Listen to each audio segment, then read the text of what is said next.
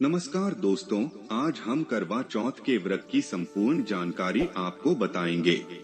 व्रत का समय, तिथि आपको इस वीडियो में बताएंगे और आपको यह भी बताएंगे कि किन स्त्रियों को भूल से भी करवा चौथ का व्रत नहीं करना चाहिए।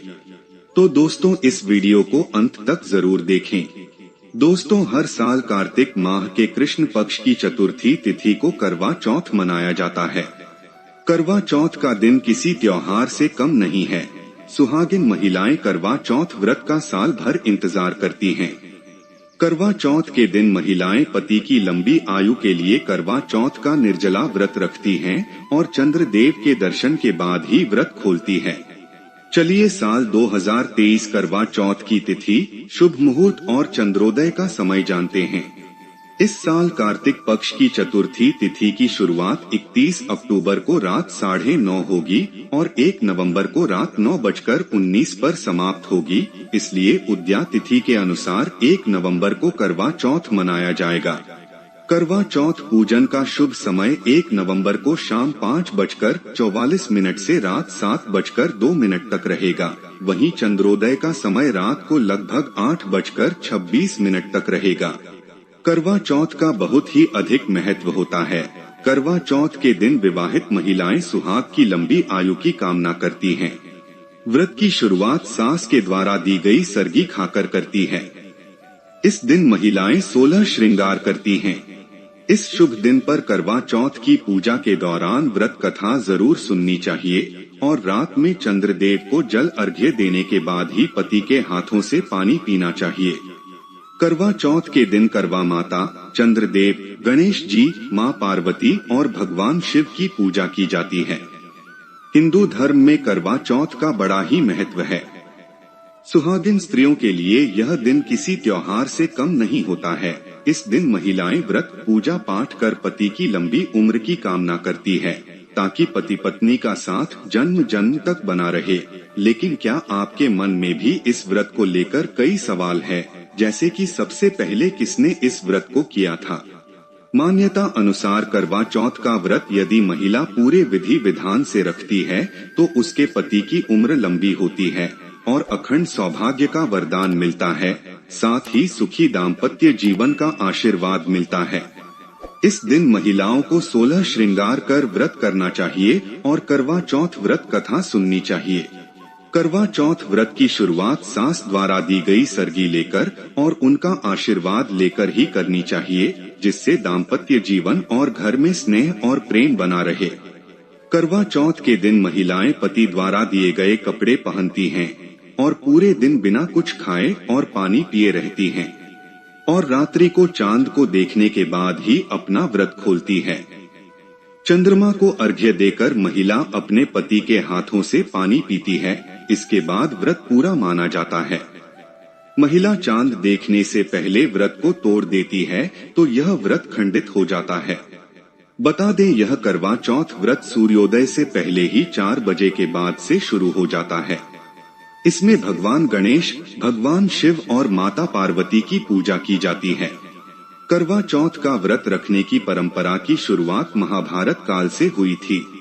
बताते हैं कि सबसे पहले श्री कृष्ण के कहने पर द्रौपदी ने पांडवों के प्राणों की रक्षा करने के लिए इस करवा चौथ को किया था।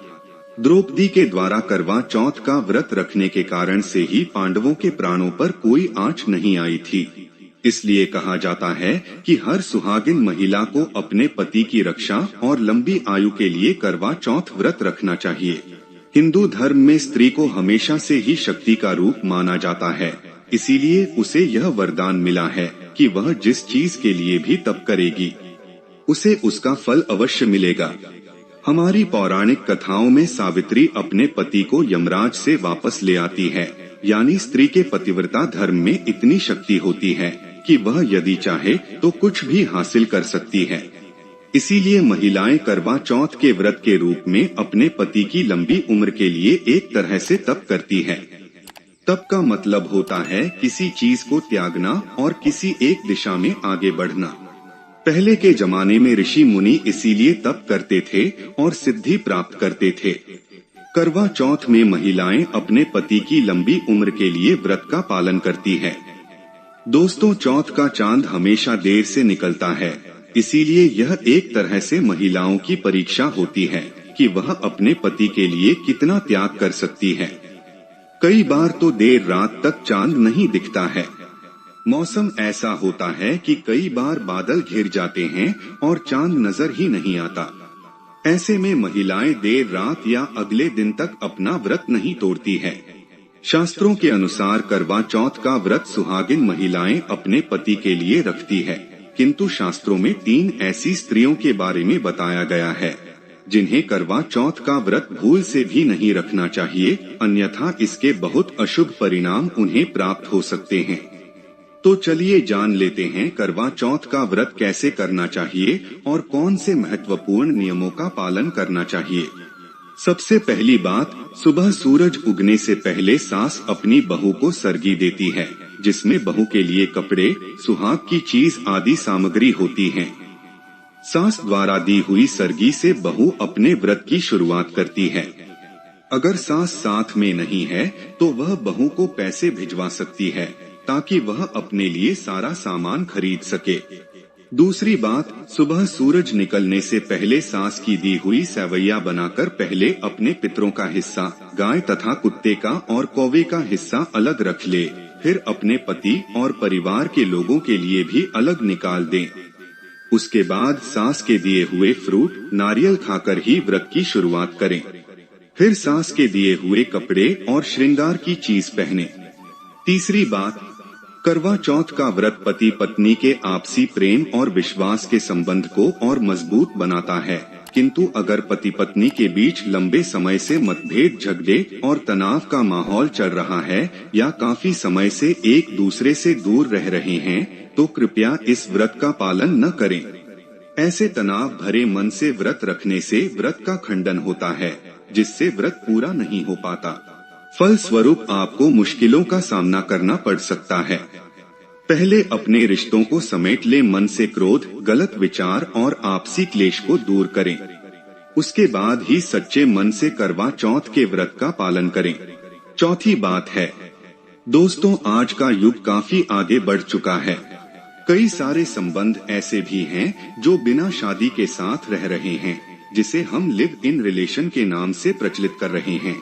पर आपको बता दें कि शास्त्रों में ऐसे संबंध अगर स्थापित है तो आप करवा चौथ जैसा पावन शुभ व्रत नहीं रख सकते।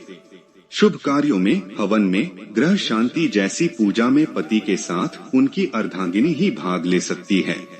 बिना शादी की रस्मों के और वचनों के आप करवा चौथ का व्रत धारण नहीं कर सकते, यह वर्जित माना जाता है।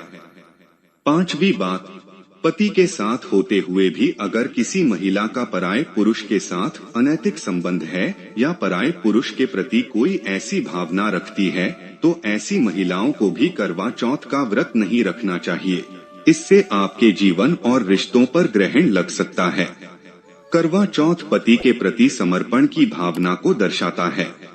आपके पति की छवि को चंद्रमा में देखने का अर्थ यही होता है कि पति की मूरत पत्नी के मन में बसती है, किंतु किसी महिला के मन में अगर पराये व्यक्ति के प्रति कोई ऐसी भावनाएं उत्पन्न हो रही हैं, तो कृपया इस व्रत का पालन न करें, अन्यथा मां पार्वती अत्यंत रुष्ट हो जाती है।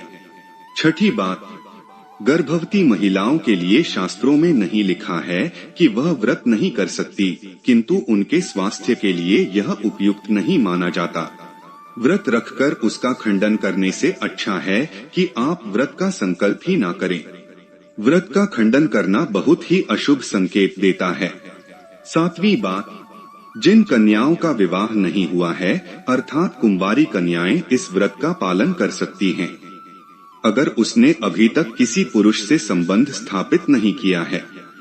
शास्त्रों के अनुसार पति पत्नी केवल विवाह के बाद ही संबंध स्थापित कर सकते हैं। विवाह से पूर्व किसी भी पुरुष से संबंध बनाना पाप माना गया है। तो दोस्तों, उम्मीद है आपको यह जानकारी अच्छी लगी होगी। वीडियो को लाइक जरूर करें, कमेंट में हर हर महादेव अवश्य लिखें और इस वीडियो के संबंध में आपके मन में कोई सवाल हो तो हमें कमेंट बॉक्स में जरूर लिखें। स्वस्थ रहे, सुरक्षित रहें। धन्यवाद।